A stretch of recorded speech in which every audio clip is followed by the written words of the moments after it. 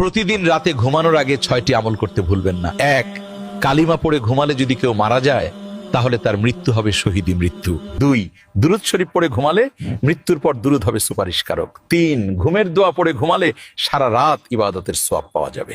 4, আয়াতুল কুরসি পড়ে ঘুমালে ফেরেশতারা সারা রাত পাহারা দিবে। 5, 21 বার বিসমিল্লাহির রহমানির রহিম পড়ে ঘুমালে প্রতিটি নিঃশ্বাসের জন্য নেকি লেখা হবে। 6, আস্তাগফিরুল্লাহ আল্লাযী লা ইলাহা ইল্লা হুয়াল কাইয়্যুম আতুবু ইলাইহি 3 বার পড়ে ঘুমালে সকালে নিষ্পাপ হয়ে ঘুম থেকে উঠবে। সবাই এই আমলগুলো করে ঘুমাবো ইনশাআল্লাহ।